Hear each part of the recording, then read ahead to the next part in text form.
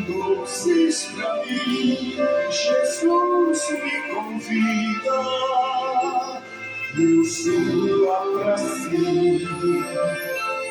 da vida voando sem perigo, acima buscando do verbo amor, que doce ventura, que aspecto feliz, que nova natura, minha alma bendiz. Do mar o bravio, da brisa o amor, da ave o carpinho, de doce amor, me falam sentidos, acordes dos céus, me trazem aos ouvidos os hinos de Deus.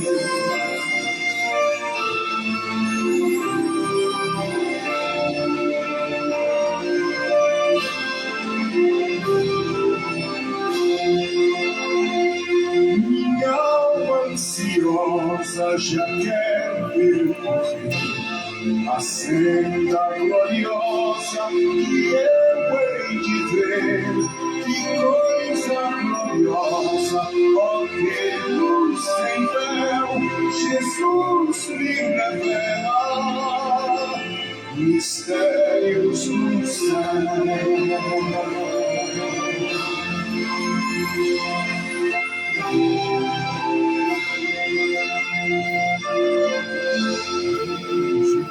Deus, louvado seja o nome maravilhoso de Jesus. Queridos, nós já vamos ler a palavra de Deus com alegria nesta manhã. Eu quero olhar com você um texto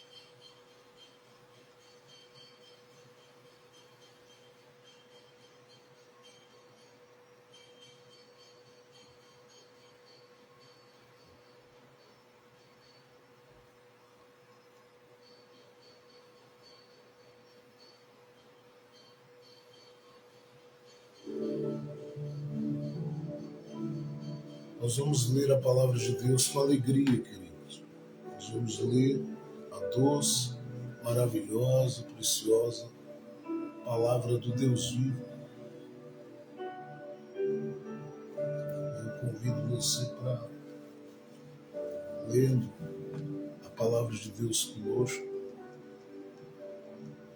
abrir o coração e meditar nela junto comigo nesta manhã.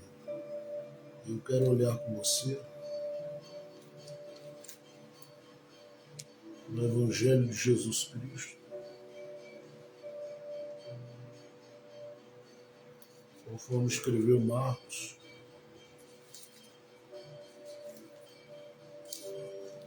Evangelho de Jesus,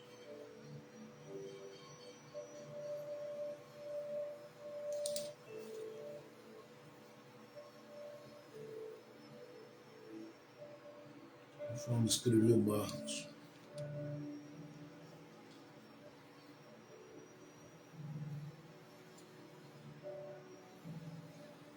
Nós estamos no terceiro dia da nossa semana de oração e estamos certos de que o Senhor tem cuidado da gente até aqui. Nós não temos dúvida de quem somos, a quem pertencemos. Somos discípulos de Jesus, pertencemos a Jesus Cristo de Nazaré e estamos caminhando debaixo de uma esperança de que Ele virá para buscar a cada um de nós. Nós vamos estar com Ele daqui a pouquinho, desfrutando e gozando de todas as maravilhas que estão reservadas nos céus de glória para o coração de todos aqueles que creem, aqueles que confiam, aqueles que esperam no Senhor. Eu quero olhar com você o Evangelho de Jesus, conforme escreveu Marcos.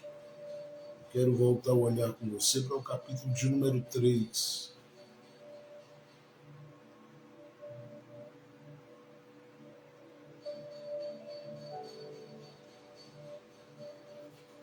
Jesus, o Filho do Deus vivo, é aquele que veio para refazer. Ele é aquele que veio para remodelar. Ele é aquele que veio para reconstruir. Ele é aquele que veio para restaurar. Ele é aquele que veio para restituir. Ele é aquele que veio para sarar. Jesus, Filho de Deus. Ele é aquele que veio para refazer. E nós nos alegramos com isso. Nos alegramos porque sabemos que Ele é o que veio para refazer. Marcos capítulo 3, verso 1 em diante diz: Jesus foi outra vez à sinagoga. Estava ali um homem que tinha uma das mãos aleijada. Estavam também na sinagoga algumas pessoas que queriam acusar Jesus de desobedecer à lei. Por isso ficaram espiando Jesus com atenção, para ver se ele ia curar o homem no sábado. E ele disse para o homem: venha cá. E perguntou aos outros: o que é que a nossa lei diz sobre o sábado? O que é permitido fazer nesse dia? O bem ou o mal? Salvar alguém da morte ou deixar morrer? Ninguém respondeu nada. Então Jesus olhou, zangado e triste para eles, porque não queriam entender, e disse para o homem: estenda a mão. O homem estendeu a mão e ela sarou. Logo depois os fariseus saíram dali e, junto com as pessoas do partido de Herodes, começaram a fazer planos para matar Jesus.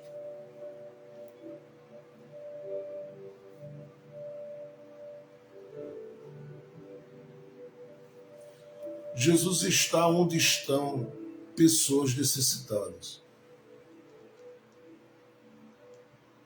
Jesus se revela aonde estão pessoas necessitadas. Jesus vai aonde há pessoas necessitadas. E essas pessoas podem ser pessoas que estão dentro de uma sinagoga, como é o caso que acontece aqui, com essas pessoas que estão dentro da sinagoga. Ou ele vai até onde estão as pessoas que estejam também fora da sinagoga. Em Lucas 5, a Bíblia diz que Jesus falava as suas palavras, trazia os seus ensinamentos, compartilhava a mensagem do reino com as pessoas do barco de Pedro, à beira de um lago. Porque ele viu dois barcos ali, e diz a Bíblia que entrou em um daqueles barcos, que era o de Pedro, e ficou pregando a partir daquele barco.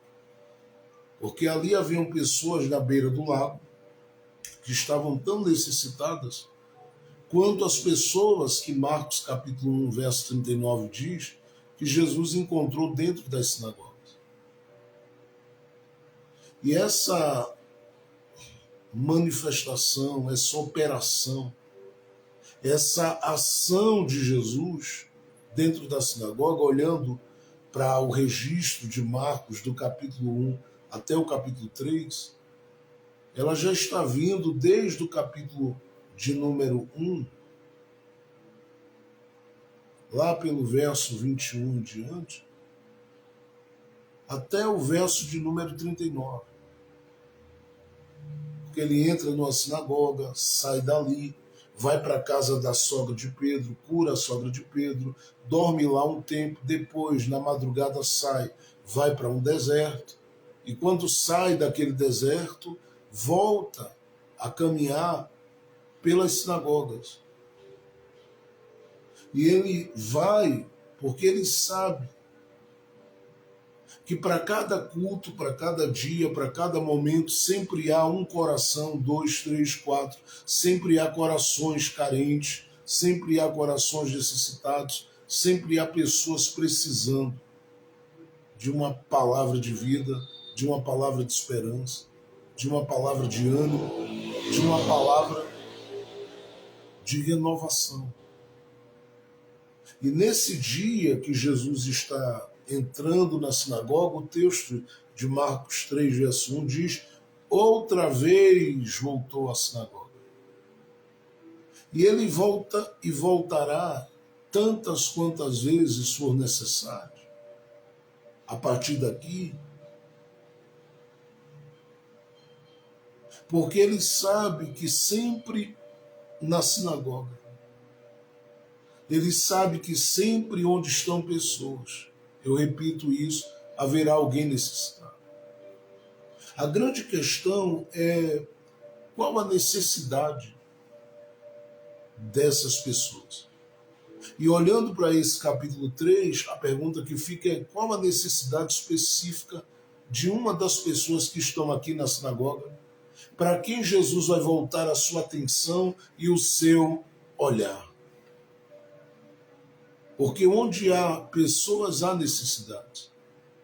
Se nós olharmos para Mateus, no capítulo 4, verso 23, que diz que Jesus percorria toda a região da Galiléia, nós vamos perceber que a Bíblia diz que multidões vinham ao encontro dele. E cada uma com a sua necessidade. Haviam pessoas que precisavam de uma ação de Jesus na sua mente. Outras precisavam levantar da maca, do leito que estavam porque eram paralíticas. Outras andavam com dificuldade, eram coxos. Outras pessoas vinham trazendo a sua deficiência visual. E todas essas de Jesus tinham a sua atenção. Atenção essa que fazia com que Jesus mostrasse a elas. Que se era para restaurar, era para curar, era para levantar, não importa onde estavam. Se no caminho da Galileia, se numa sinagoga, se num barco, se na casa da sogra de Pedro, como ele fez muitos milagres ali, e diz Marcos 1, verso 33. Para ele o que importava era achar a necessidade de cada um e trabalhar por essas vidas conforme a necessidade de cada um. Então Jesus volta outra vez para a sinagoga. E ele está voltando porque ele sabe que ali tem gente necessitada. O que chama a atenção é que essa necessidade é uma necessidade que está visivelmente exposta. Porque aqui a necessidade que será revelada não será a necessidade apenas de quem Jesus vai curar, mas a necessidade daqueles que estão ali no meio e que se revelam como gente que entende bem de sinagoga, que entende bem de culto religioso, que entende bem de lidar com um ambiente onde a construção que é feita é uma construção pautada em regras e uma direção antiga. E essas pessoas estão ali, vivendo igreja, colocando, claro, dentro da linguagem da época, vivendo uma experiência nas sinagogas, ou nessa sinagoga de forma específica, de cultuarem, de ouvirem uma palavra, mas de viverem um ciclo de repetição quanto àquilo que viviam, de modo que não se abriam para nada novo de Deus, não se abriam para nada glorioso, poderoso, sublime, extraordinário da parte de Deus. E quando a gente fala sobre isso aqui, a gente precisa, no nosso coração, levarmos em consideração que todas as vezes que Jesus entrou numa sinagoga, havia essas resistências de gente que não se abria para nada de novo. E a grande pergunta que fica é: Será que Jesus se alegrava com isso? É claro que não. Ele nunca se alegra quando corações se acostumam com o culto, se acostumam com o ambiente da religião, se acostumam com a proposta litúrgica da religião sem expectativas de coisas novas nele. E era isso que havia se transformado algumas sinagogas. Leia depois Lucas, capítulo 11, capítulo de número 13, a partir do verso de número 10 ao verso 17, e veja o que eu estou dizendo. Logo ali você vai perceber que haviam resistências do coração das pessoas dentro dessas sinagogas para o que era novo. Era Jesus chegar para curar, chegar para restaurar, havia pessoas que resistiam. E ele ficava incomodado com isso. No mínimo, dentro desse capítulo que lemos aqui, o texto diz para mim e para você que ele ficou indignado com a dureza do coração das pessoas. Dureza essa causada por um culto envelhecido, dureza causada por uma religião envelhecida, dureza causada por uma liturgia envelhecida. E eu não estou falando aqui no caso de marcos antigos, porque a Bíblia orienta a não remover os marcos antigos, porque eles servirão sempre de referência e de padrão para a vida daqueles que vêm depois, de caminho. Mas a grande questão aqui é como o coração fica enraizado àquela proposta de liturgia, de culto repetitiva que eles vivem. E é por isso que gente entra com as suas necessidades e sai com as suas necessidades. E não tem essas necessidades mudadas, transformadas e supridas de forma nenhuma, de forma alguma. Então Jesus entra outra vez, diz Marcos capítulo 3, na sinagoga. Jesus entra, vou repetir, outra vez na sinagoga. E aqui entra a questão que mexe com a minha vida, que mexe com a sua vida, que mexe com o meu coração, a questão que mexe com o seu coração. Tanto eu quanto você, todos nós, temos no nosso coração essa necessidade de que ele entre outra vez. Jesus entrou outra vez para trazer o que antes talvez não houvesse trazido ali. Jesus entrou outra vez porque talvez quem ele foi atrás não estivesse na primeira vez ali, ou em outro momento que ele entrou ali. Jesus entrou outra vez porque de repente marcou aquele lugar para ser o lugar onde ele começaria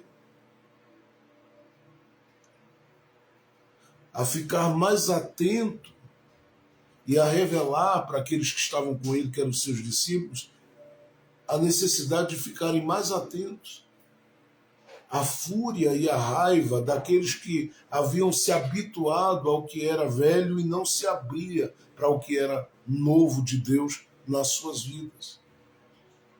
Por que eu digo isso? Porque esse texto ele não termina dando uma ênfase no milagre, mas na ira, na revolta, na fúria. E se tem três coisas que a gente percebe aqui.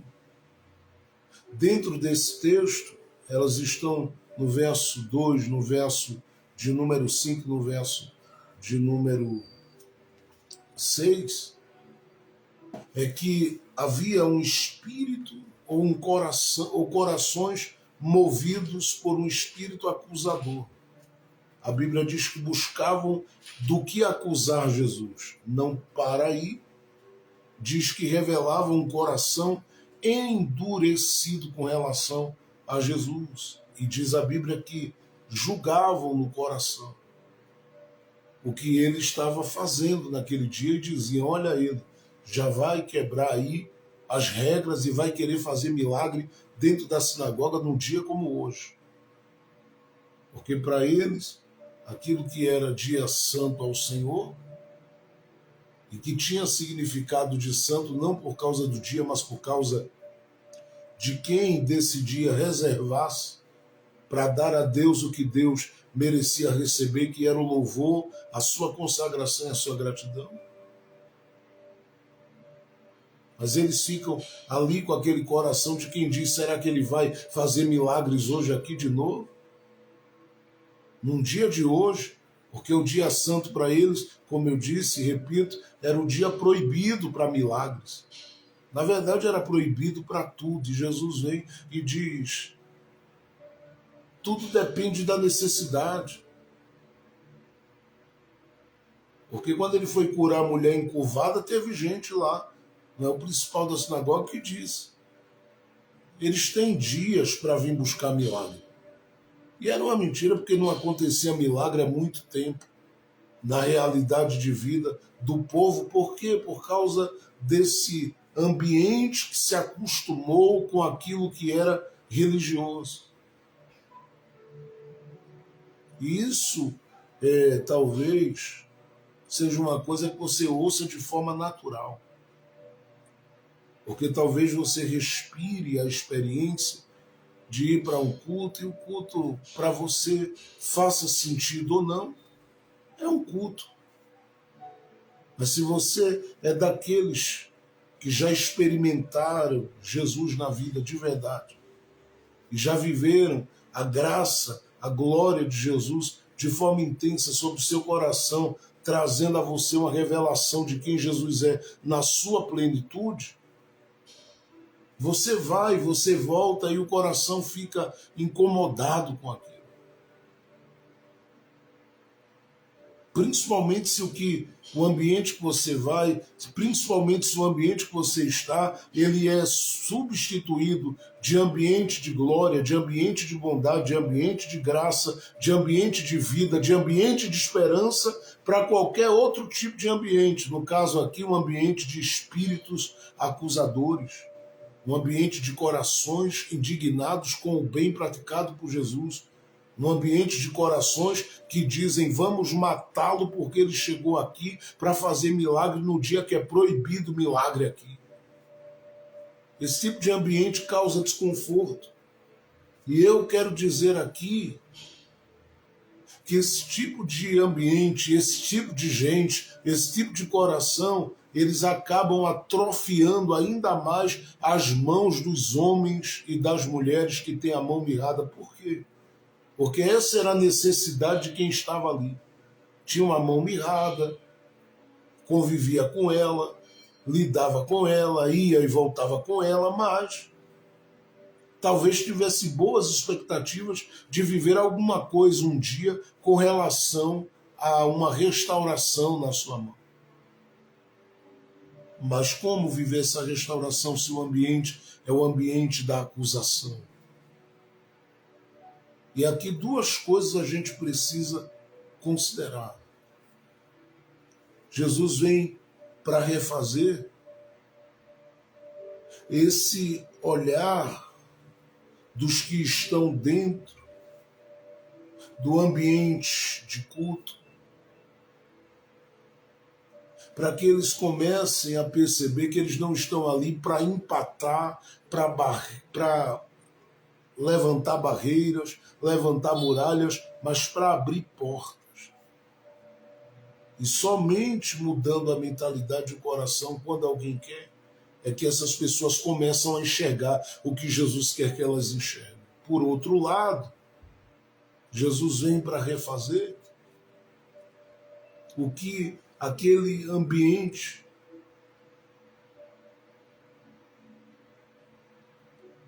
já não está gerando no coração das pessoas que vão ali. E eu acho isso interessante. Porque pelo que me consta, a sinagoga ela está com um bom número de pessoas ali que se acostumaram com essa realidade de ir e voltar. E não ouvir uma palavra que mudasse, que transformasse, que trouxesse vida do Espírito de Deus para o coração de quem estava inserido dentro daquele contexto. E aqui é onde entra a grande dificuldade de muita gente no que diz respeito a viver os milagres de Deus. Por quê? Porque se conformou. E deixe-me dizer aqui que eu não penso que isso é um privilégio de fariseu, isso é um privilégio de religiosos que ministram ali, isso é um privilégio de pessoas que estão ali apenas, mas também desse que está ali como homem da mão mirrada. Ele está simplesmente no meio da turma que se acostumou, eu vou, eu volto. Embora Barclay diz, que é um comentarista bíblico, que a realidade de culto desse homem era uma realidade à parte. Ou seja, ele sendo quem era, com a mão mirrada que tinha. Ele não era para estar dentro da sinagoga e tendo acesso ao meio da sinagoga, como Jesus foi lhe dar acesso. Ele era para cultuar num lugar à parte, porque assim viviam as pessoas doentes da época.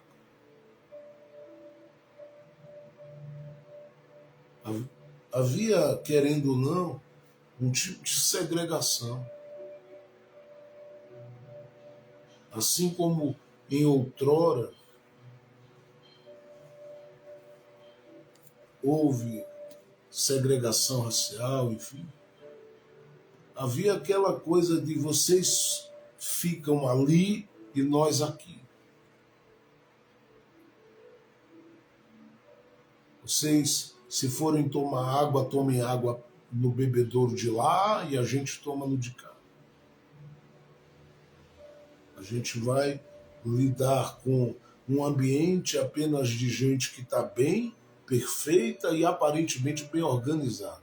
Não importa o que elas são por dentro, o que importa é que elas cheguem com a mão direitinha, com os pés direitinho. Não pode ter alteração nos ossos, não pode ter alteração no corpo, não pode ter alteração nos olhos, não pode ter nenhum tipo de deficiência, porque se tiver, não cabe, era o que eles diziam, dentro da nossa sinagoga. E esse era um grande problema para eles, porque por mais de uma vez, se você ler o Evangelho de Lucas capítulo 5, você vai ver que por mais de uma vez houve reclamações, questionamentos sobre várias coisas que tinham a ver com Jesus e os discípulos. Entre elas, por mais de uma vez se reclamou e se falou que Jesus se assentava com pecadores, com publicanos, e que o negócio de Jesus era estar perto de gente doente.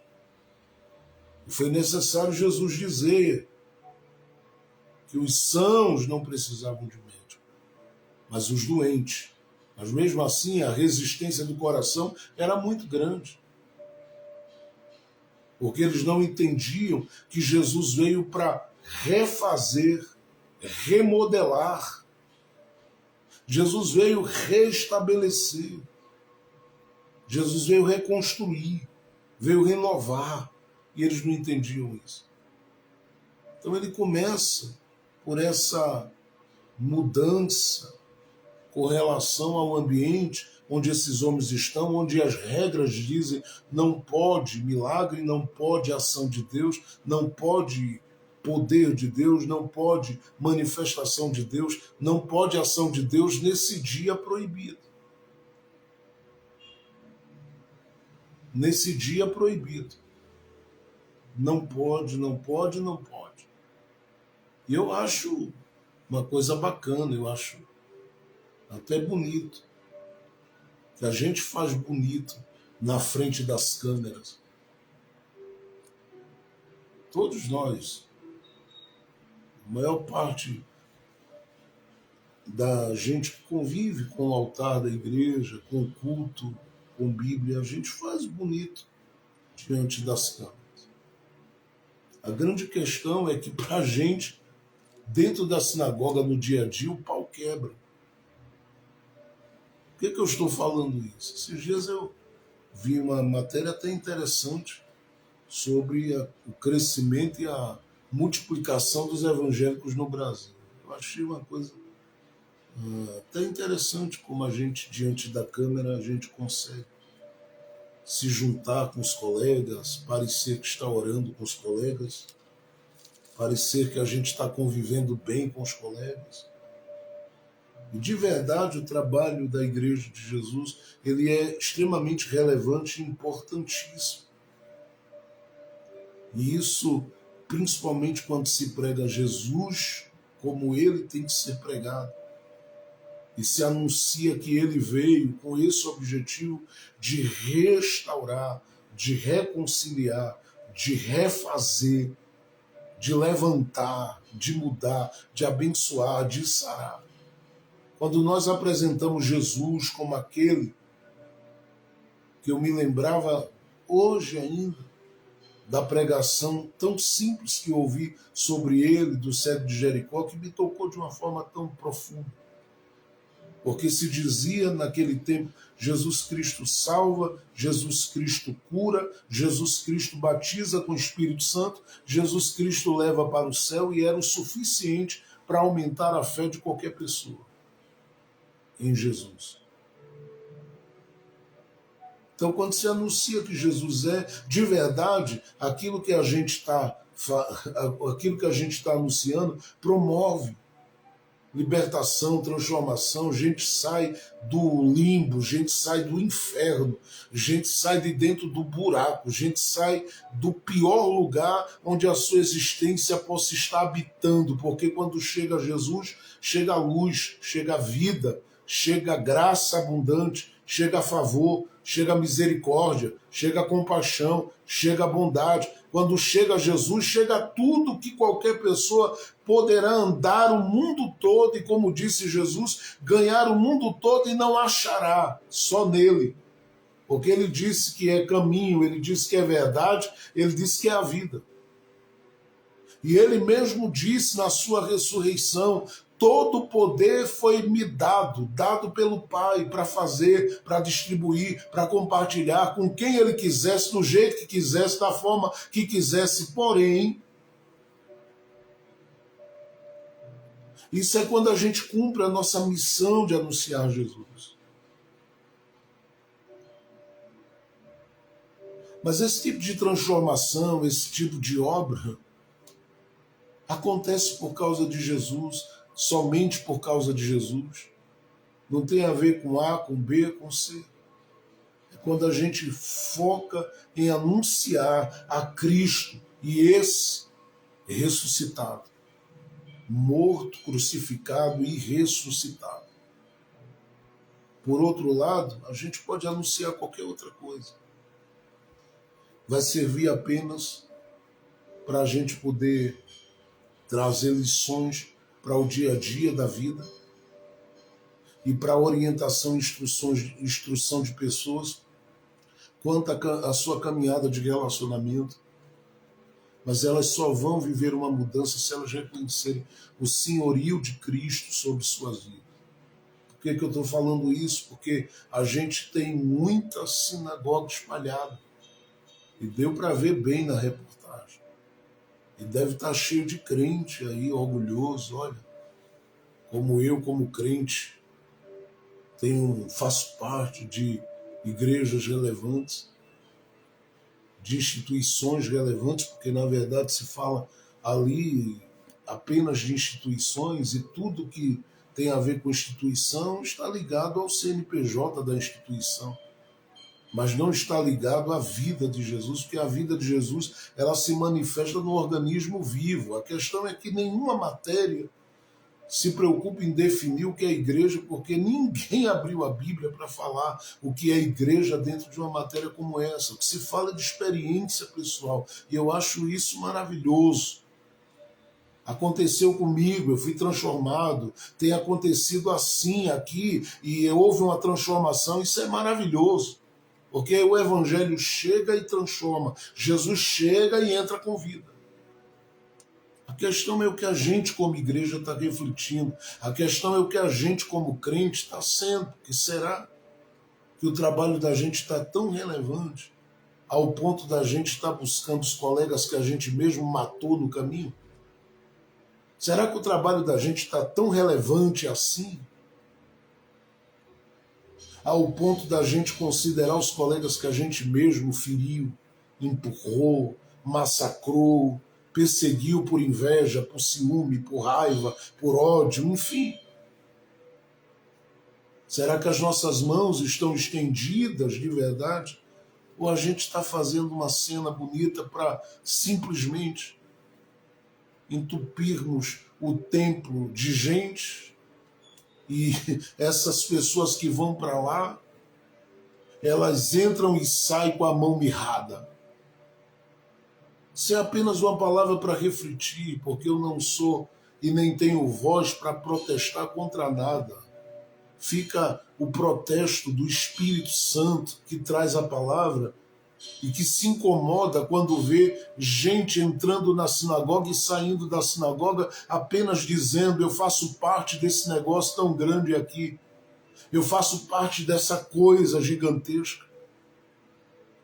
Mas não é o fato de alguém dizer: sou igreja, faço parte da igreja, que revela na essência que aquela criatura, aquele indivíduo, aquela pessoa é a igreja.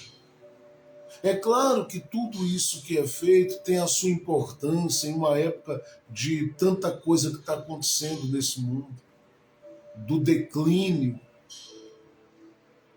E é de assustar. Ontem eu ouvia alguém trazendo uma informação sobre como cresce o número de ateus no mundo. E no que diz respeito a homens e mulheres de fé, e isso pensava-se a princípio em lugares aí como a Europa, outras partes do mundo, aí como Estados Unidos, enfim. Mas eu penso que a realidade descrita de verdade ali, ela se aplica dentro do nosso país. Porque o percentual de gente de fé, conforme a pesquisa, estava ali alguns poucos porcentos a mais dos ateus, de modo que essa coisa estava se igualando. E aí você anda dentro da Europa e outros lugares, aonde já houve grandes avivamentos e grandes coisas. Hoje quem manda na cabeça das pessoas é Mamon.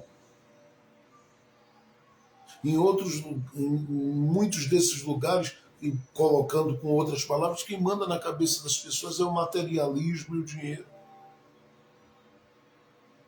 E eu sei que isso tem a ver com esfriamentos, eu sei que isso tem a ver com o final dos tempos, eu sei que isso tem a ver com o que Paulo diz em 2 Timóteo capítulo de número 3, que seriam dias trabalhosos, difíceis, que seriam dias marcados pela maldade humana contra o próprio ser humano, enfim, seriam dias complicadíssimos.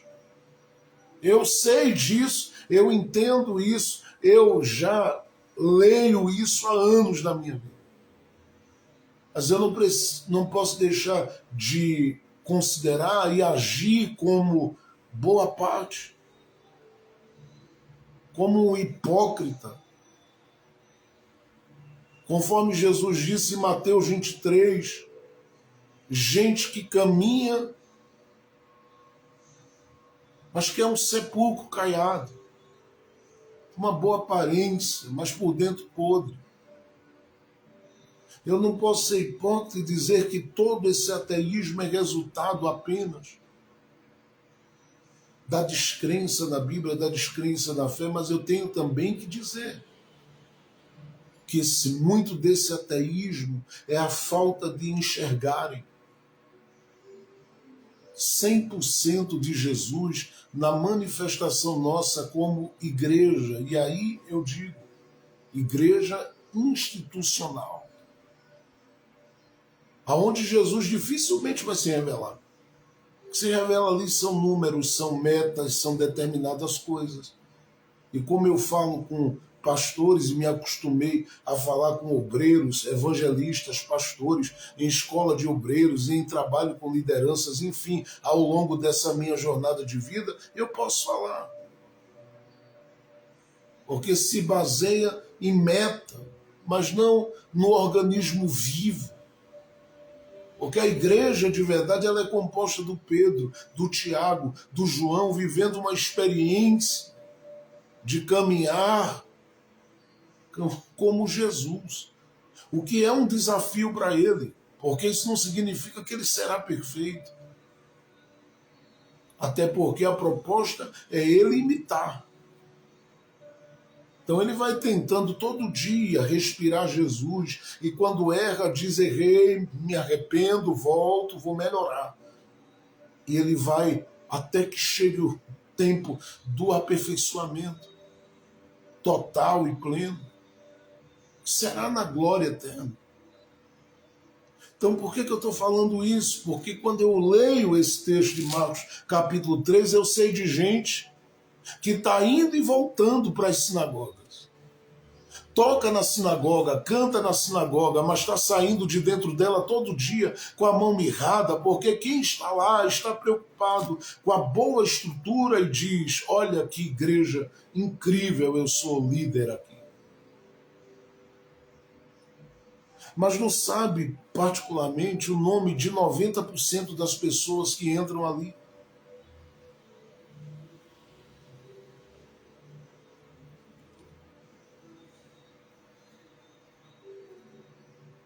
Eu sei que isso depende também da memória de alguns, mas o fato de ser pastor junto de ovelha faz com que você conheça um pouco de cada um. Saiba.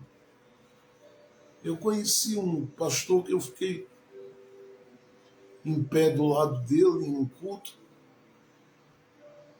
Me chamou a atenção de uma forma muito grandiosa, na forma dele agir, na forma dele atuar.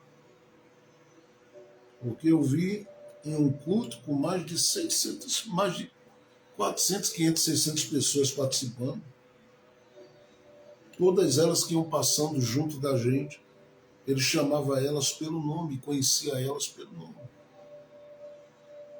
É claro que no trato, sempre tratou ali como ovelha, filho, filha, querido, querida, mas ele conseguia chamá-las pelo nome. E um dia eu perguntei a ele como é que o senhor consegue isso. É muita gente para lembrar. E tem gente que chegou hoje aqui a primeira vez, talvez foi informado que veio visitar, que estava ali alguém. Mas como é que o senhor guardou tão rápido? E ele simplesmente dizia, é uma relação de convivência, pastor e ovelha. E isso faz uma diferença muito grande na nossa vida. Porque eu sei que onde há isso, dificilmente quem entra com a mão mirrada sai dela com a mão mirrada.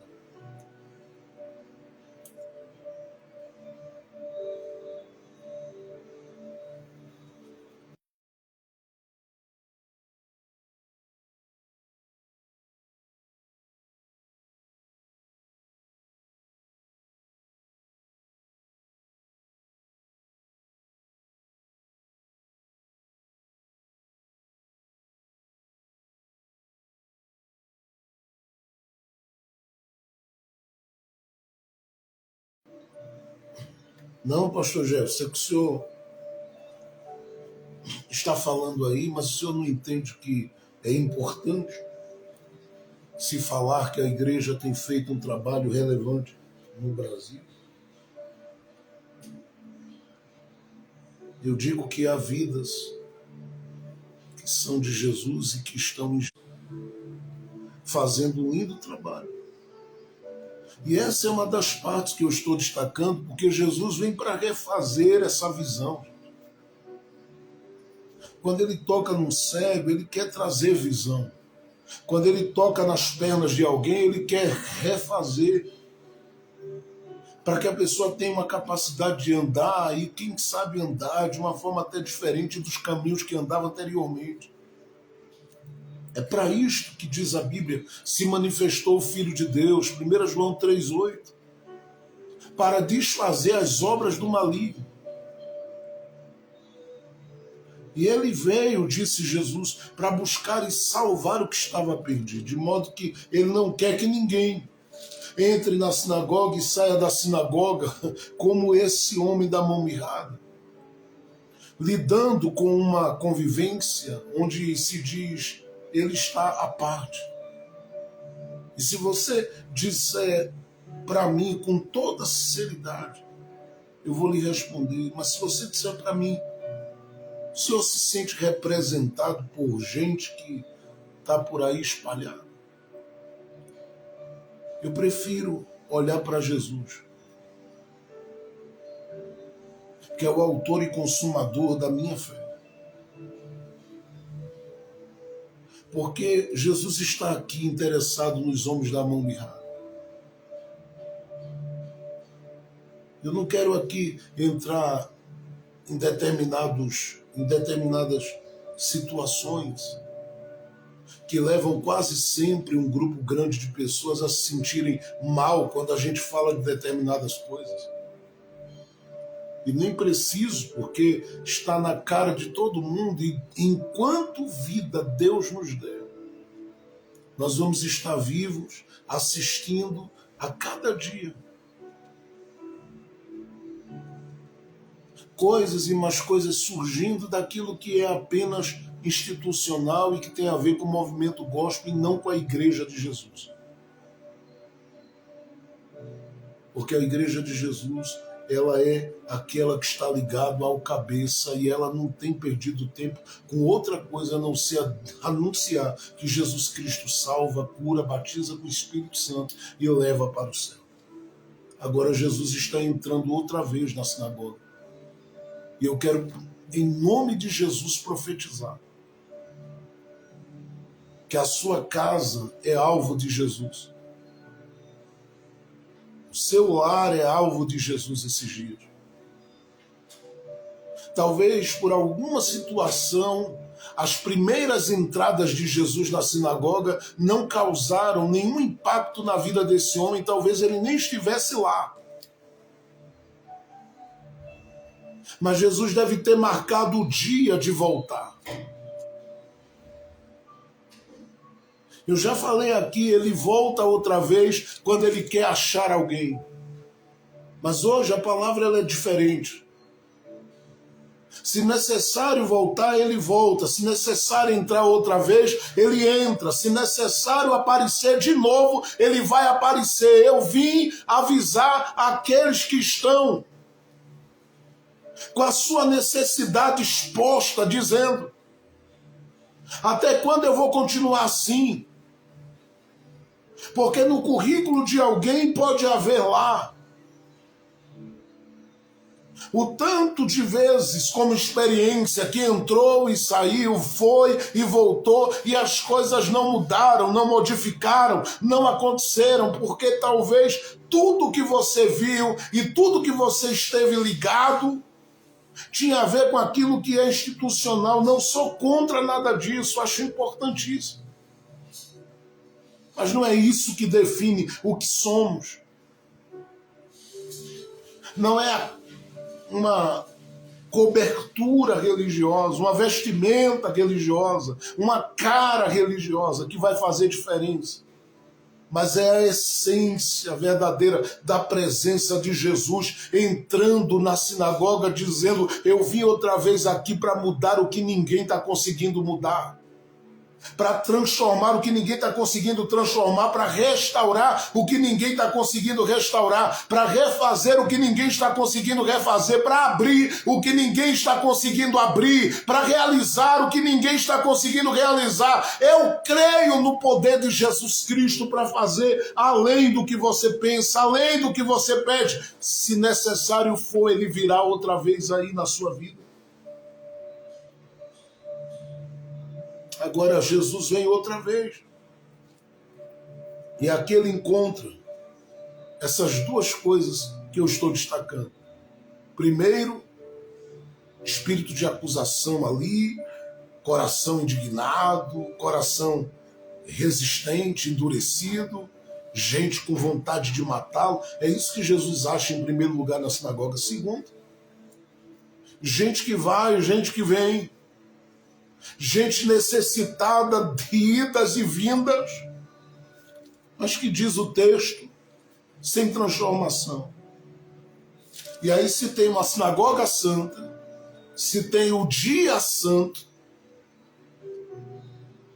se tem gente com roupas, entre aspas, santas, se tem gente com um histórico religioso e de uma aparência santa,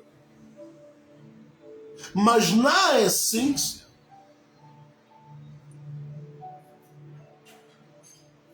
está faltando vida de Jesus.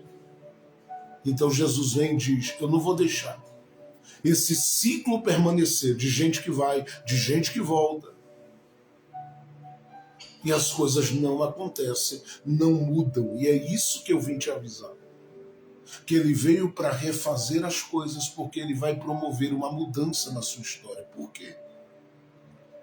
Porque eu não estou vendo você como parte desse grupo religioso aqui, de coração resistente. Alguns desses talvez estejam até aparecendo aí nesses documentários de igreja multiplicadora e de igreja que cresce. Deve ter lá uns fariseus por ali. Tem. Sempre tem. A grande questão aqui é que eu vejo você como esse necessitado da mão mirrada.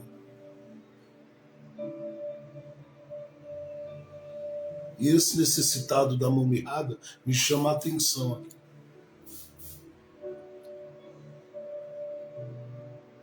Eu sei que você que ama os famosos, você que é louco pelos famosos, eu sei que você que tem um coração apegado demais aos famosos, quando me ouve trazer uma palavra tão séria e ao mesmo tempo simples como essa, talvez o coração fique resistente, talvez você diga, não fale não. Talvez você diga, não gostei muito. E eu respeito você. Mas eu preciso dizer, Jesus está entrando outra vez porque ele quer achar os deficientes que estão indo, voltando, as que não estão fluindo, saltando, não estão saindo vibrando, alegre, sorrindo, motivados. E isso está acontecendo porque a gente está cheio de preocupações com uma série de coisas. Gente, não sou eu que estou dizendo. Brigue com Pedro, que ditou para Marcos escrever isso aqui. Em Marcos 3, versos 2. O verso 2 diz: eles o espreitavam para ver se o curaria no sábado. Pelo amor de Deus. Gente que está no culto, gente que está na reunião com essa preocupação. Será que ele vai curar aquele ali no dia de hoje, logo no sábado, que é proibido o milagre acontecer?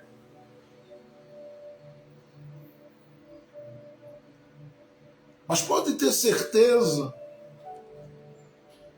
que se a necessidade fosse deles, eles seriam o primeiro na fila do SUS.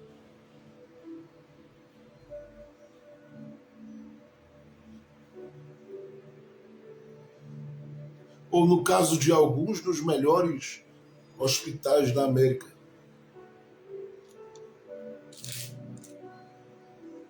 A grande questão aqui é outra.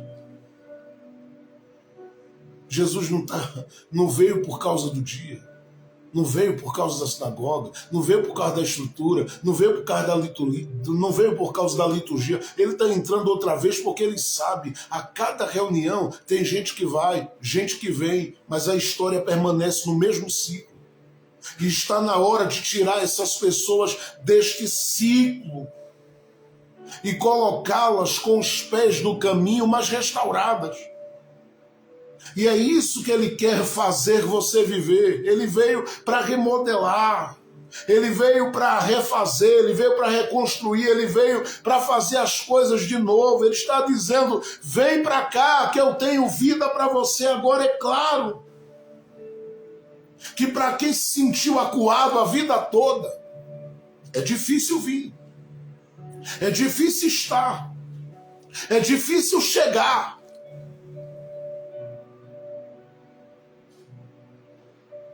Pastor Gerson, eu não tenho medo de falar algumas coisas que isso pode estar custando a sua agenda. Já está custando a minha cabeça faz tempo. Mas vou para o céu porque Jesus vem. A questão é que se você não jogar no time da grande maioria, você é escanteado.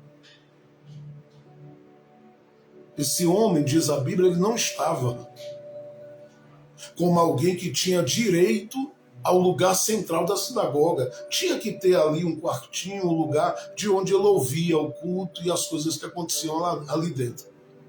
Seria bem essa a ideia. Ele é um homem à parte do ambiente da religiosidade ou da religião. Aí Jesus entra outra vez. Como quem diz, cadê os necessitados? E aí ele encontra aqueles corações inflamados, dizendo, lá vem ele de novo para cá, no dia de sábado. Será que vai querer curar? E eles já percebem que Jesus entra na sinagoga, não é de olho neles. Porque Jesus os observa, mas ele olha de verdade é para quem precisa. E aí ele olha para o homem da sinagoga. Eu gosto disso, porque ele não está perguntando quem é você nessa sinagoga. Porque títulos provavelmente ele não tem. Jesus também não está perguntando a ele, olha, qual a tua condição social? Me diz aí qual a tua posição. Também não está interessado nisso. Ao mesmo tempo que Jesus também não está preocupado se ele é um cara influente. E que tem muito. O que é bom para aqueles que têm muito e que se tenha mais. Principalmente se o coração não girar em torno apenas do iPhone que se quer, mas se envolve missões, vidas, histórias, pessoas carentes e necessitadas, porque Deus não te faz acumular com o objetivo de você ficar apenas com seu bezerro de ouro ali. Tudo que ele te dá é para você ser um instrumento de graça para outras vidas e outros corações e gente que ele vai pondo no teu caminho. Porém, Mamon vai lhe dizer o contrário disso, pode ter certeza. E o diabo também. Mas deixa eu dizer aqui, que Jesus chega nessa sinagoga de olho no necessitado. Então o que é que Jesus vai fazer aqui? Quando ele entra para refazer, ele vai fazer algumas coisas aqui. Porque ele sabe que ele não está lidando com alguém que seja benquisto. Por que não é? Porque a deficiência não faz bem-vindo na sinagoga. E é simples. É simples de entender.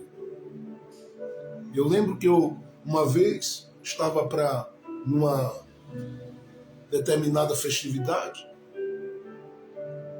e houve uma programação à tarde, à noite, e eu sempre sou e serei sincero nas minhas colocações quanto a algumas coisas, seja com quem for, no sentido de pastores, obreiros, ou que seja, ou com relação ao culto ou que me é perguntado. Mas eu lembro que eu estava nesse ambiente dessa festividade, tinha uma programação à tarde e à noite. E na programação da tarde tinha algo ali que acontecia, de ministração, enfim, e à noite teria a ministração, que seria justamente o momento em que eu estaria também ministrando com algumas outras pessoas também que estariam ali.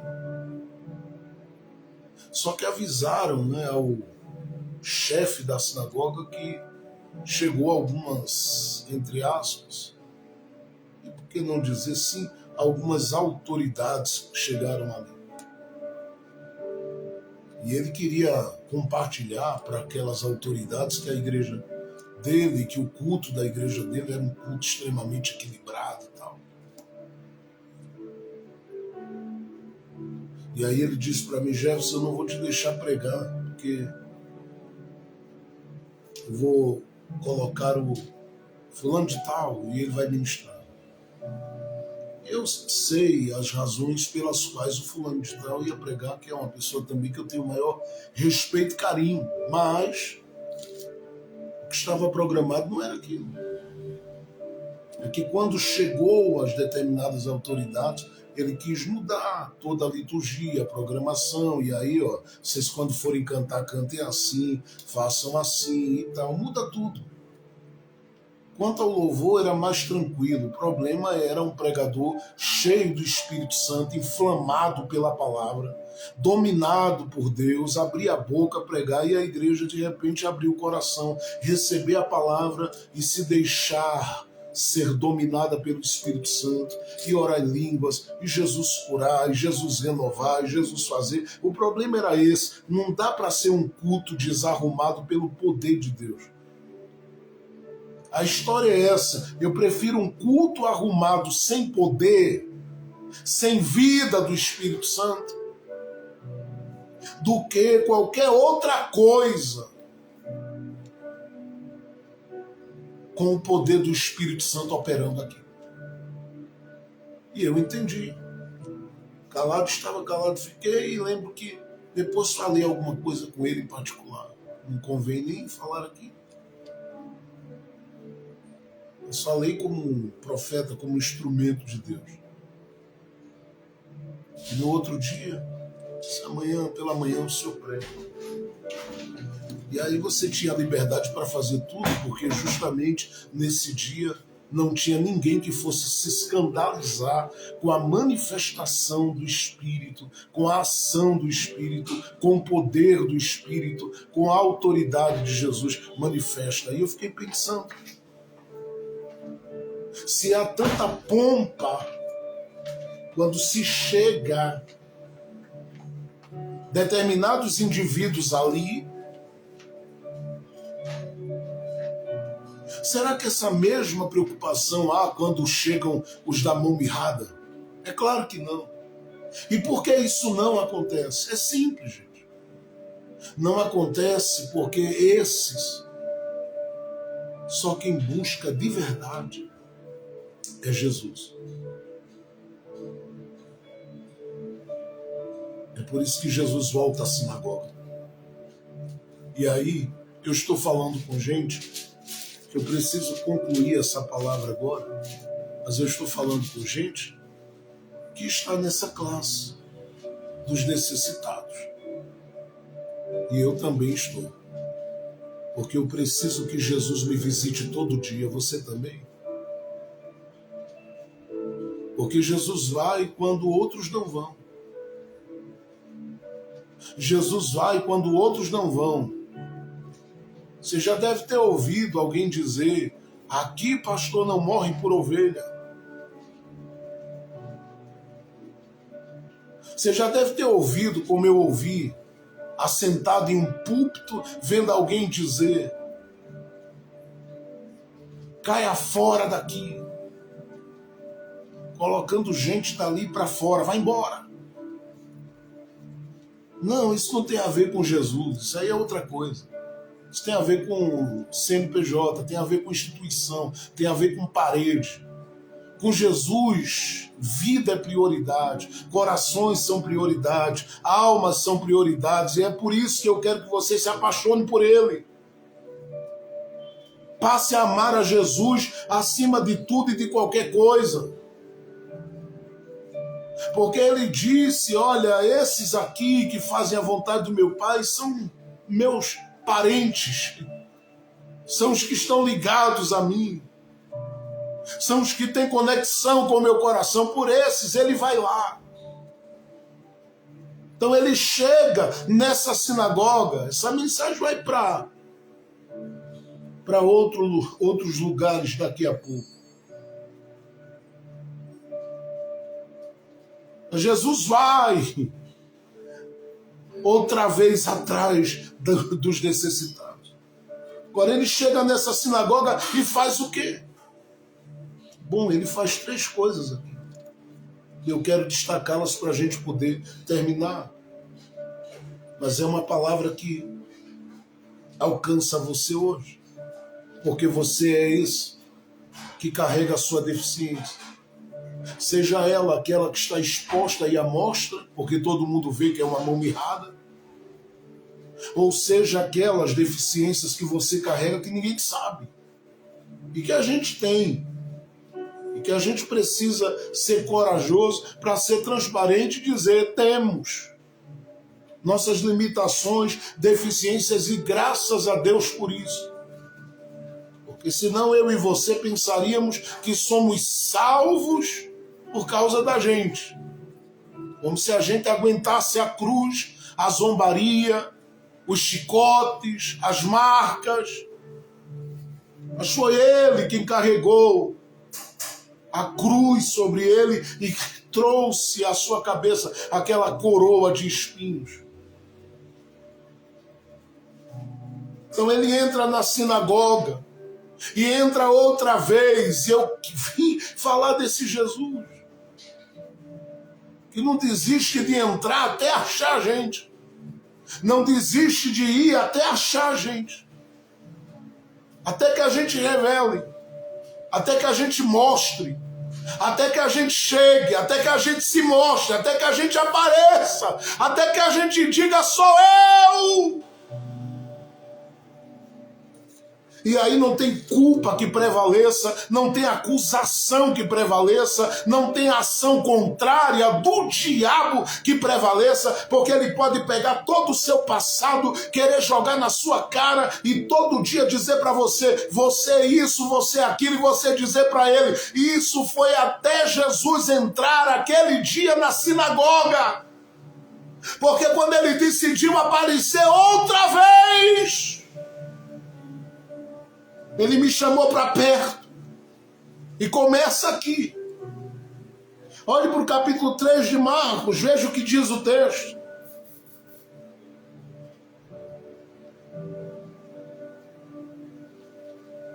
Veja o que diz o texto. Verso de número 3. Então Jesus disse ao homem que tinha a mão seca. E deixe-me abrir um parênteses aqui, porque isso me chama muito a atenção. Jesus está numa sinagoga, e numa sinagoga se fala para todos os que estão nela. Mas ele direciona a sua palavra ao homem, óbvio. O homem tem uma necessidade, Jesus vai tratar da necessidade dele, claro, ele vai falar com o homem. Porém, eu gosto dessa informação de Marcos.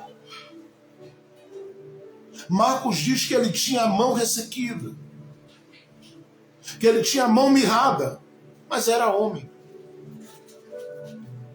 O que mostra que a sua deficiência não anulava a sua força de vontade de vencer. Onde ele estava? Dentro da igreja, dos seus dias, é claro, na sinagoga. O que é que você está fazendo aí com essa deficiência? Era para estar num canto chorando. Eu não. Com ela ou sem ela, eu estou aqui para adorar. Isso é esse homem. Segundo,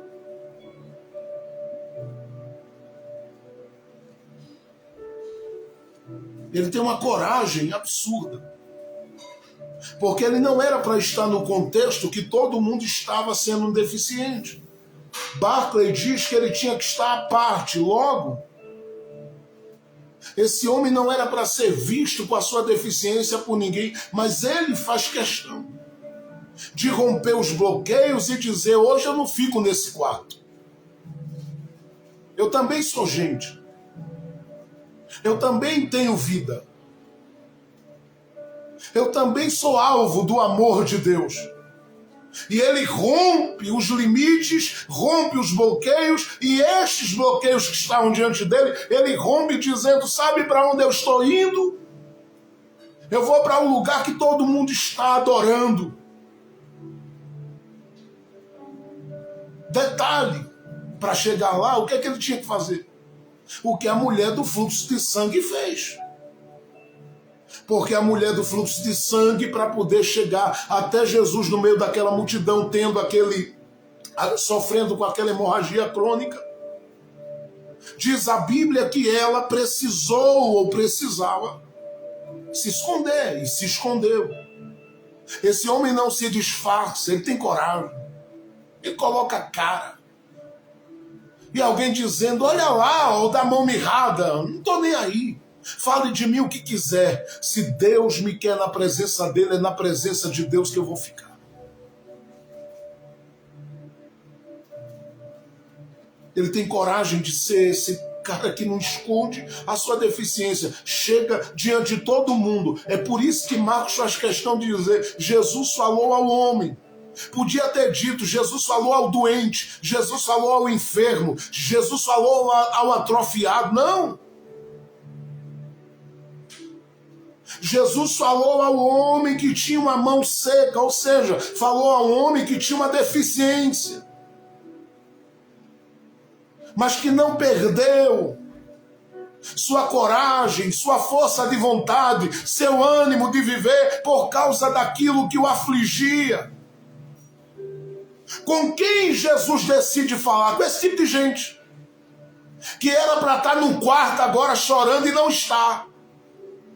Que era para estar entregue à depressão e não está. Que era para estar agora atentando contra a sua vida, mas o sangue de Jesus lhe cobre, lhe livra, e ele diz, não, eu ainda tenho vida para viver. Gente que o diabo atormentou e tem atormentado a vida toda, que era para estar olhando para a vida e não vendo nenhum sentido nela, mas decidiu ser uma mulher de fé, ser um homem de fé, com suas dores, com suas crises, com suas agonias, mas dizendo, eu não vou me esconder, eu vou colocar a cara na rua e eu vou para cima.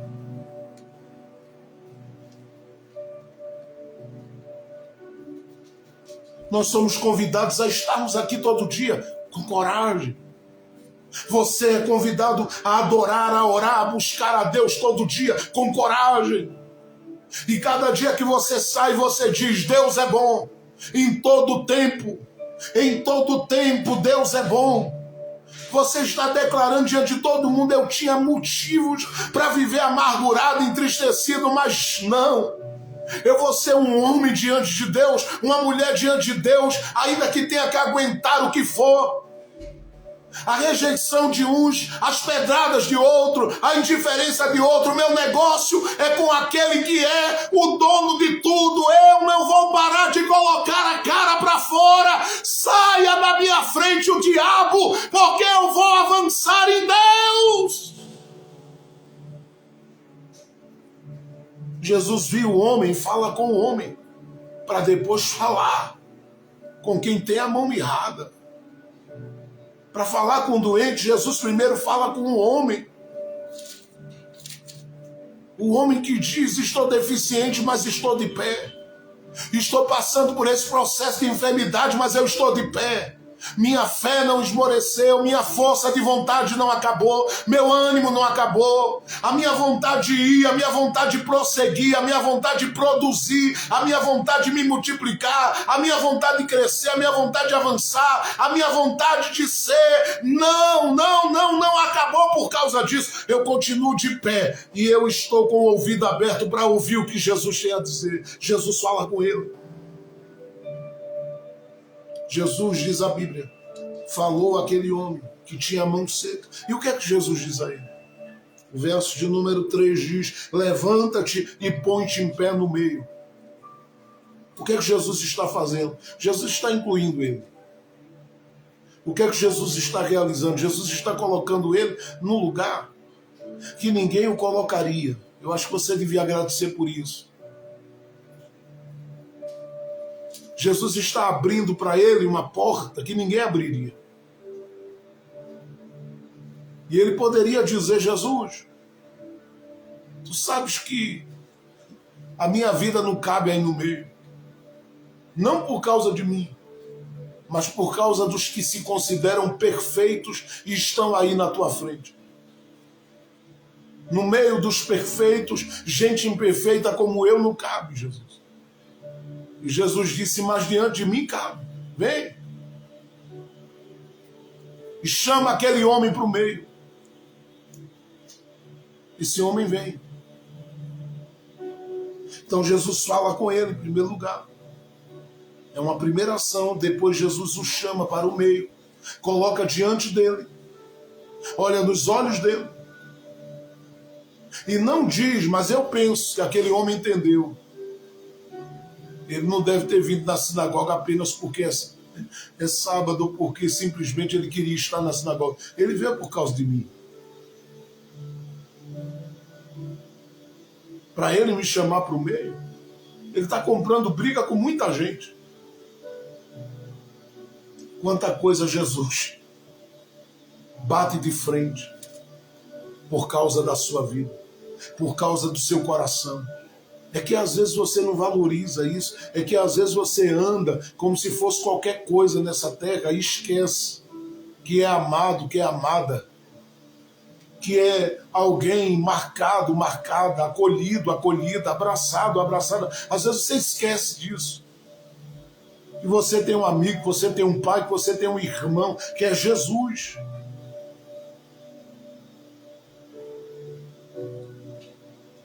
E ele podia fazer com você o que todo mundo faz, te colocar de lado. Mas ele não. Ele te coloca no meio. Por que ele faz isso? Por que será que Jesus fala? Entenda isso. Por que será que Jesus fala com o homem que tinha a sua deficiência? Por que Jesus chama para o meio alguém que tem essa deficiência? Porque a graça inclui, a graça abraça. A bondade e a misericórdia de Jesus acolhe, ajuda, fortalece, levanta. É claro que eu não estou falando dos corações endurecidos da sinagoga, eu estou falando dos necessitados da sinagoga.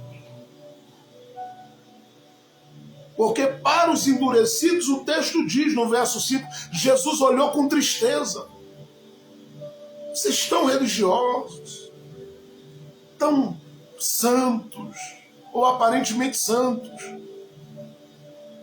impõem sobre os outros cargas que vocês mesmos não conseguem carregar. Mas para o necessitado ele diz, para o meio. E deixe-me dizer aqui, que duas coisas aqui eu preciso destacar. Primeiro, há um lugar para todo aquele que é necessitado de estar diante de Jesus. Eu vou dizer mais uma vez, e é profético.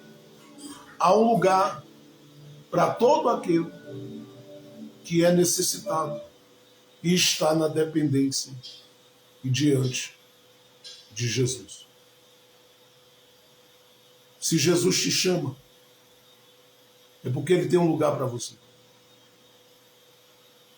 Talvez pela porta dos homens você não entrasse.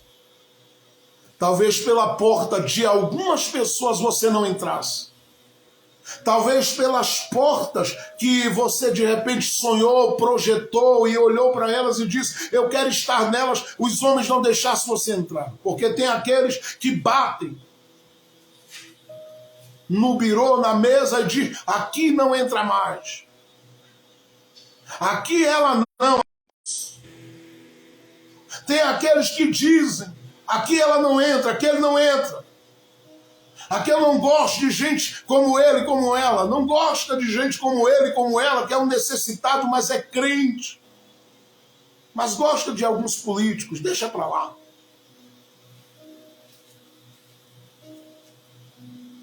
Principalmente gente inconversa.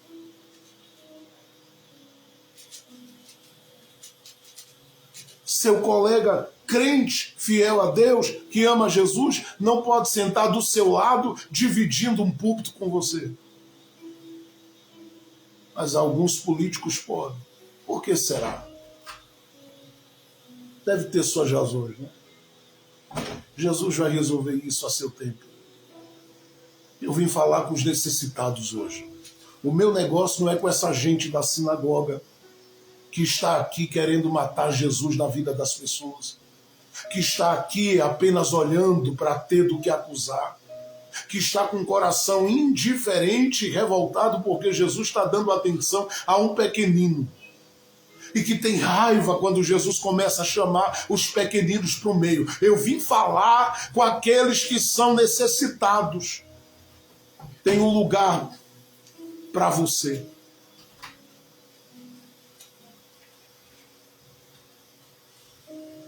A gente precisa entender que Jesus sempre tem um lugar para os carentes. Ele tem um lugar para você. Uma segunda coisa que eu preciso dizer com base nisso aqui, porque ele chama o homem para o meio.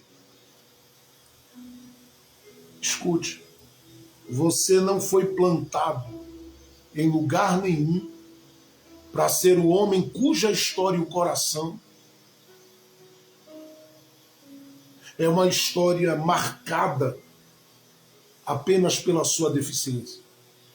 Porque essa deficiência é um detalhe, que o sangue te purifica, o sangue do Cordeiro de Deus que tira o pecado do mundo. Eu só vim falar de Jesus hoje. Só quero falar de Jesus. Somente dele. Mas essa deficiência sua é algo que o poder do nome e do sangue de Jesus pode resolver. O seu negócio não está ligado a essa deficiência. Sua vida não se resume a isso. O texto diz que Jesus o chamou. É claro que o contexto aqui, se você for comparar com os textos mais antigos, mais próximos dos originais, é um chamado de salvação, é um chamado de restauração, enfim. Mas pode ser visto e entendido como um chamado para ser uma testemunha de Jesus nessa terra. Por que eu falo isso? Porque ninguém que viveu um milagre com Jesus, mesmo Jesus dizendo não conte, saiu dali sem dar testemunho. Logo eu estou dizendo que ele tem uma vocação para a sua vida que está para além da sua deficiência. Logo, olhe para você com outro olhar a partir de hoje, porque você passou dias da sua vida entendendo que você nasceu para ser esse caos. E não é. Se um dia no meio do caos da sua vida Jesus disse haja luz, pelo amor de Deus, abre os olhos. Ele tem coisas com você nessa terra. Então para de se avaliar por baixo. A não ser que seja aos pés de Jesus. Tirando isso, chega de complexo de inferioridade, que às vezes quer nos habitar pela imposição maldosa de pessoas que compõem um sistema e luta contra a produtividade do nosso coração e o avanço da nossa vida. Nós estamos cercados de um sistema que quer todos os dias dizer: você tem a mão mirrada, não venha para cá. E quantas vezes eu já chorei por isso, você também.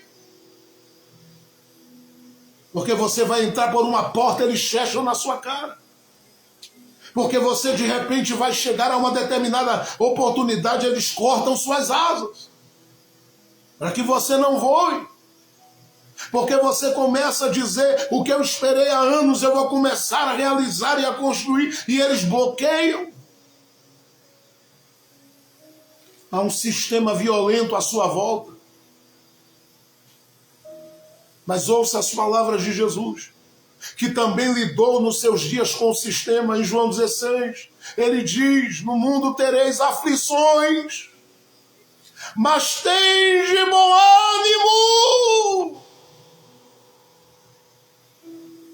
Eu venci, ele disse.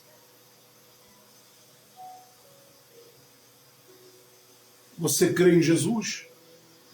Ele vai te fazer respirar, porque ele tem uma vocação com você.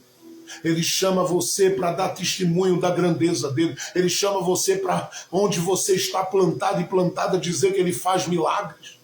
Onde você encontrar um enfermo, dizer ele restaura. Onde você encontrar alguém caído, prostrado, dizer que ele levanta. Onde você encontrar alguém acabado, destruído, dizer para ele que ele restitui, que ele restaura.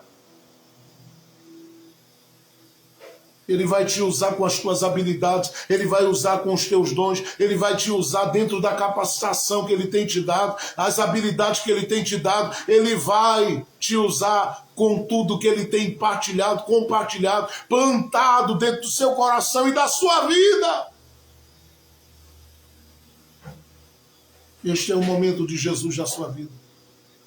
Este é o momento de Jesus na sua história. Por que eu digo? Porque Jesus olhou para aquele homem e disse assim: estende a mão.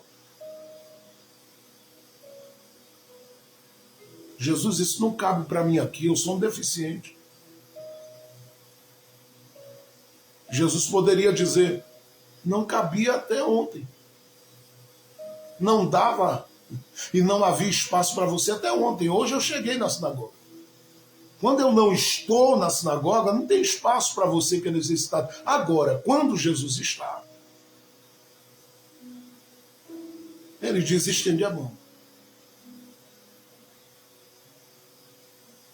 E aqui eu parei num ponto, uma outra vez que falei aqui, que você lembra. Porque duas coisas aqui a gente pode observar. Primeiro, a escolha desse homem, porque ele poderia esconder a deficiente e apresentar a boa. Mas ele não faz. Ele é transparente. Segundo, existe a questão de que aquele homem é um homem, e esse é o ponto que eu quero destacar, que sabe aproveitar a oportunidade. Porque ele sabe que não nasceu para viver com a mão encolhida, mas para viver com a mão estendida. Quando a mão está encolhida, e agora eu não falo só da deficiência física, no caso dele, mas quando a pessoa está com a mão encolhida, ela não consegue adorar a Deus. Eu penso que a mulher samaritana que encontrou Jesus, ela é aquela que estava com as mãos encolhidas. Por isso estava confusa quanto à adoração. Nós devemos, Jesus, adorar aqui nesse monte ou adorar lá? Porque os judeus dizem que é para lá. Nós aqui no meio, desde a divisão depois da morte de Salomão para frente ali,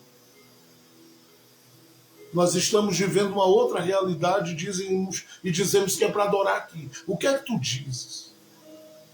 E Jesus diz para ela: olha, mulher, está chegando a hora em que os verdadeiros adoradores, e aí eu vou parafrasear, estenderão as mãos. E o Pai que procura os adoradores achará os verdadeiros adoradores o adorando. Não com a mão encolhida, mas com a mão estendida, em espírito e em verdade. Aqui eu encerro e vamos orar. Porque eu digo a você hoje: estende as mãos. Pastor, tem muita gente querendo me ver com a mão encolhida.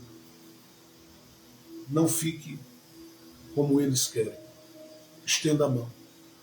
Por muita gente você não pregava mais, mas você vai continuar. Por muita gente você não orava mais, mas vai continuar. Por muita gente você não cantava mais, você vai cantar. Por muita gente você não era nem mais crente, mas vai continuar. Porque a salvação da sua vida está naquele que te manda estender as mãos hoje. Ele veio para remodelar.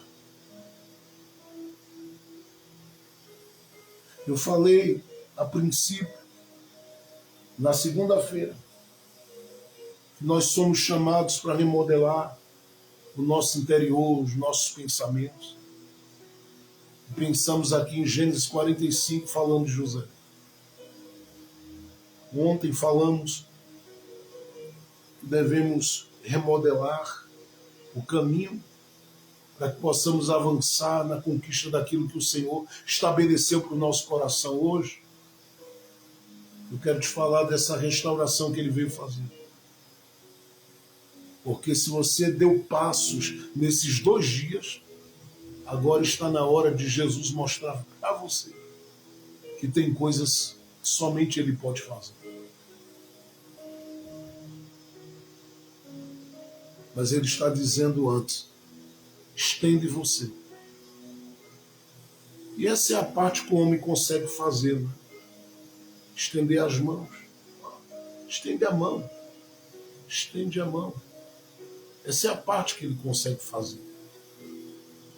Só que para quem estava com a mão atrofiada, para quem estava com a mão mirrada, para quem estava com a mão ressequida, ou como diz essa versão aqui, a Reina Valera, com a mão seca,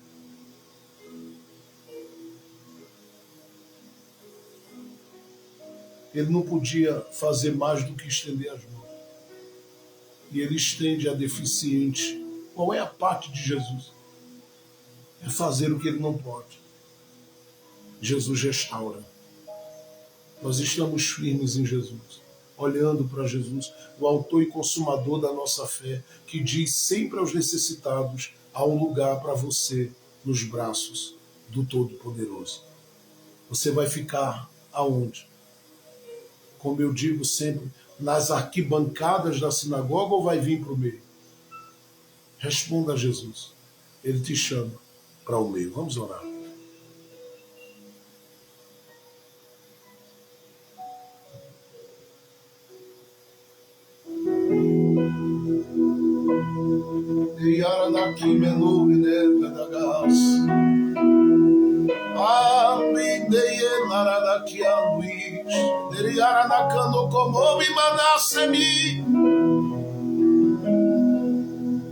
Tem muita gente nas sinagogas da vida querendo ver você com a mão encolhida.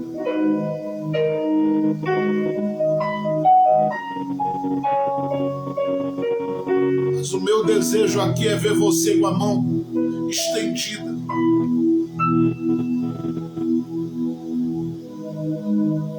É ver você de pé. É ver você avançando nas promessas de Deus. É ver você avançando nos planos e nos propósitos de Deus. É ver você vivendo as coisas grandiosas de Deus na sua vida. Tem um lugar para você diante de Jesus. Estende a mão. Vem para o meio. Vem para o meio.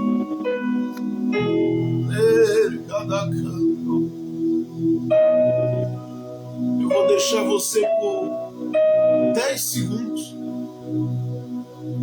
agradecer a Jesus por Ele não ter deixado a sua mão encolhida.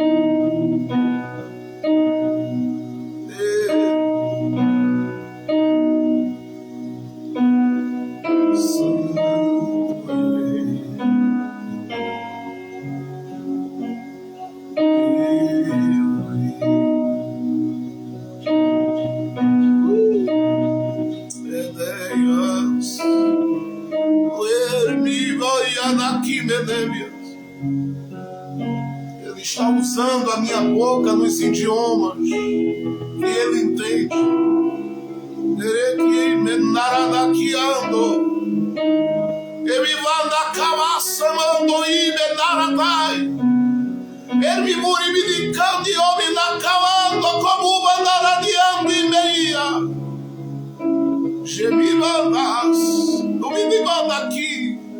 Menimando turumbuba, itiatata e uidara canto comubas. Quer guias que labiam de homem da cataiada. Eu me muria semi, estou sentindo a presença do amigo Jesus aqui. Ele é morga, cantada e menino. Loiando, manacando, vianania, suitereria. No iuendere que yadai, ovanovi debian, diovidai, estende a tua mão e vem pro meio. Vem pro meio e estende a tua mão. Abre esta boca onde tu estás. Porque enquanto você está adorando, eu estou contemplando aqui debaixo da revurde de Keios, Adai o Ideiera da Castiovas. No meio dos mistérios do Espírito de Deus aqui, eu estou contemplando Jesus dizendo que é dia de restauração. É dia de restauração.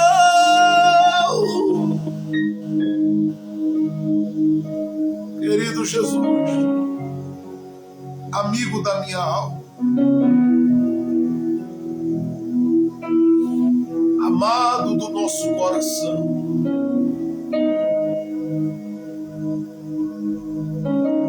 amigo da nossa alma,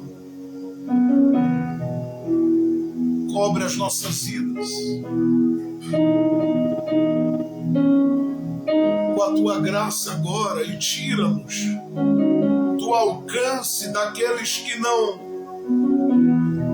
promovem vida na vida daqueles que estão com a mão ressequida. Porque sempre vai ter gente indo, gente voltando com a sua necessidade. Mas o Senhor está de olho nisso. E eu creio que tu estás aparecendo outra vez na história deste homem, na história desta mulher, para colocar as coisas no seu devido lugar. Jesus!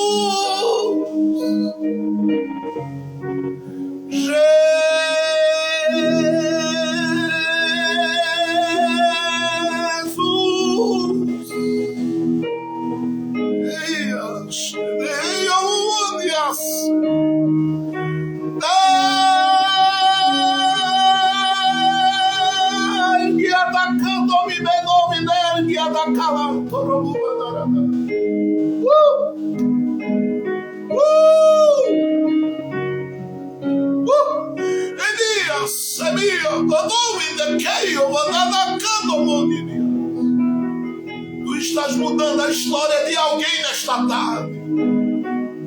Tu estás colocando o caminho para que alguém ande por ele nesta tarde.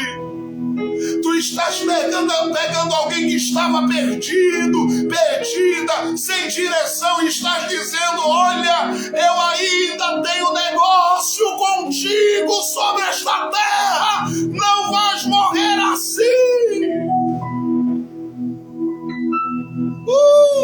Neias!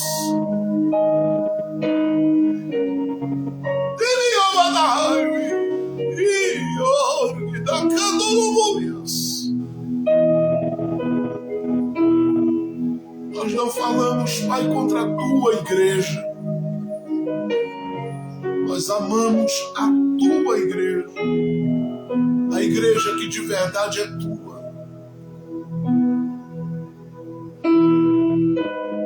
A igreja que de verdade é tua. Ela é composta desses necessitados que estão carentes desse dia, da tua visitação, da tua aparição, do teu operar, do teu agir, do teu trabalhar. Oh, Jesus, atenta para cada coração neste dia. A gente chorando nessa tarde, a gente se rendendo nesta tarde. Tem gente, Senhor, gemendo aos teus pés nesta tarde. Tem gente dizendo: Jesus, me toca aqui. Toca nele agora, Jesus. Toca nela agora, Jesus. Vai lá e faz o que a gente não pode fazer, meu Deus. Atenta para cada pedido, Senhor, de oração que tem chegado às nossas mãos. Tu conheces a petição do mais profundo coração. E tu podes neste dia marcar esta vida com uma grande e preciosa vitória. Nós te pedimos, estende as tuas mãos e faz as tuas maravilhas acontecerem em benefício do teu filho e da tua filha. Entra com saúde, entra com vitória, entra com mudanças, faça coisas tremendas em favor de cada um. Eu oro, ó Deus, para que haja restituição e restauração na história de todos nós, que cada um de nós venhamos a viver o que tu tens de melhor na nossa vida, Jesus. enche-nos, toca-nos e nos abençoa.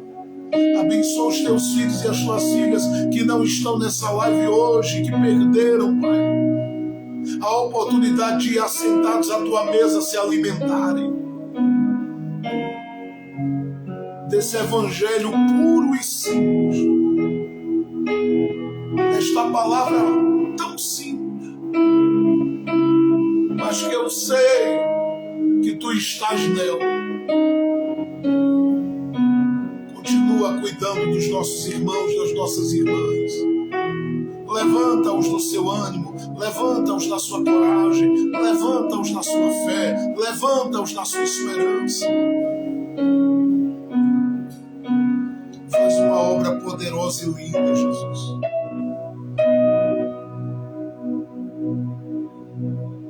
Faz uma obra poderosa e linda, Jesus.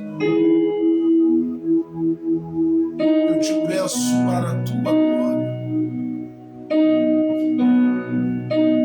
Faz uma obra poderosa e linda, Jesus. Cuida de cada um de nós. Ampara cada um de nós. Trabalha e dá vitória a cada um de nós. Fortalece e sustenta cada um de nós. Eu te peço no nome de Jesus.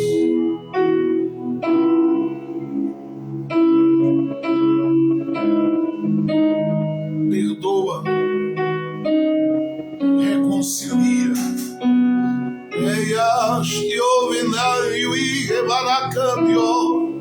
Recupera, abençoa, abre as portas, honra no caminho, cuida no caminho, sustenta no caminho, trabalha no caminho, Jesus.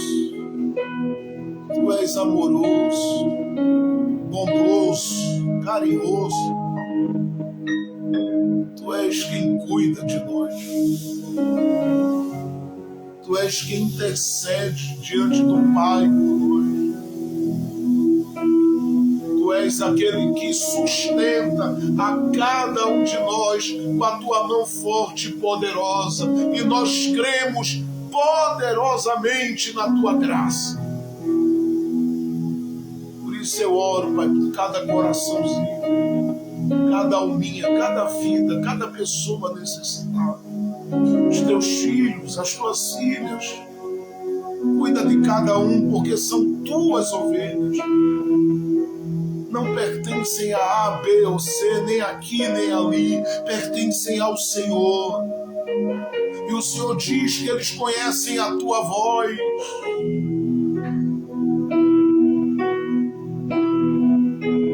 E o Senhor diz que aquele que o Pai te deu, o Senhor jamais lança fora.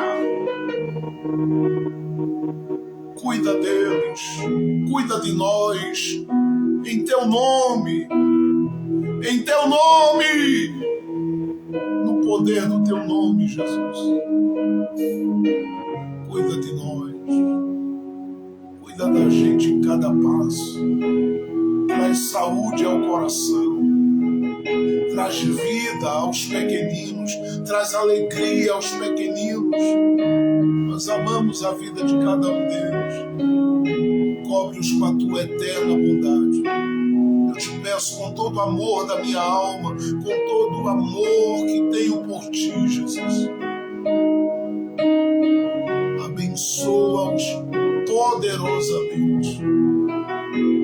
Onde há um coração aberto, que esse mês de abril ainda seja de muita graça, de muitas portas se abrindo, de muitos sinais de milagres, de muitas vitórias da tua parte.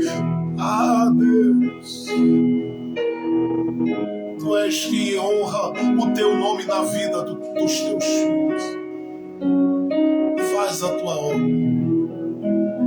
faz a tua obra, porque a tua obra sendo feita é perfeita. Faz como queres, faz do jeito que queres, mas faz o teu nome ser engrandecido na vida de cada um de nós.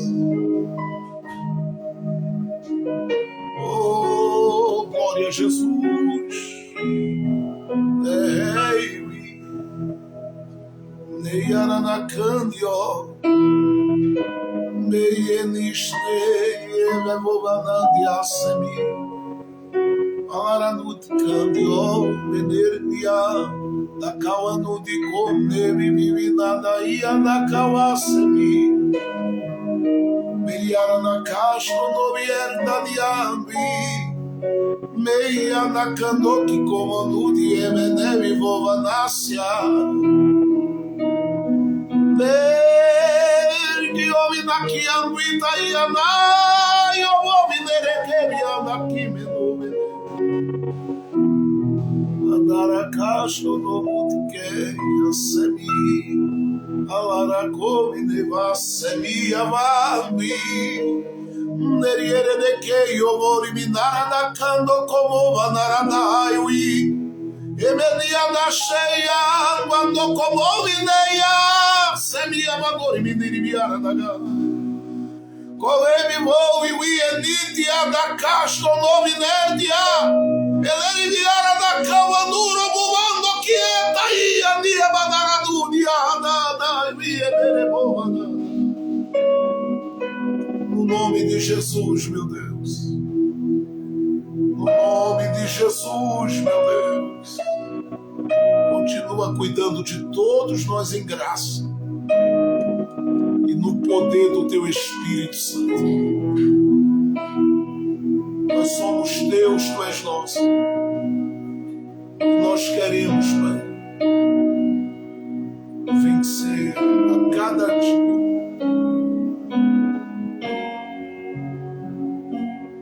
Na força da Tua graça. Fica conosco. Nos dá uma tarde feliz. Uma noite abençoada, Senhor. Que o culto do reencontro hoje à noite que teremos, a partir das 20 horas aqui, seja marcado uma vez mais pela Tua palavra, pela Tua vontade, porque Tu estás refazendo, Tu estás reorganizando, Tu estás reconstruindo, Tu estás restaurando nesta tarde. E coisas novas vão aparecer, vão se manifestar, vão se revelar. Sim, dos Teus planos, dos Teus propósitos na vida daqueles que o Senhor chamou para o meio nesta tarde. No nome de Jesus. Para a glória de Jesus. Amém. Amém e amém. Deus abençoe a todos que com carinho participaram dessa live hoje. Hoje à noite, 20 horas, estamos aqui ao vivo para a glória de Deus no nosso culto reencontro. Deus abençoe a todos uma tarde de paz e vitória e de bons negócios. Onde você estiver, as mãos do Senhor estão estendidas para te abençoar. Deus em Cristo abençoe grandemente a vida de cada um que esteve conosco aí. Deus abençoe Fátima Borges, Deus abençoe Mamitos.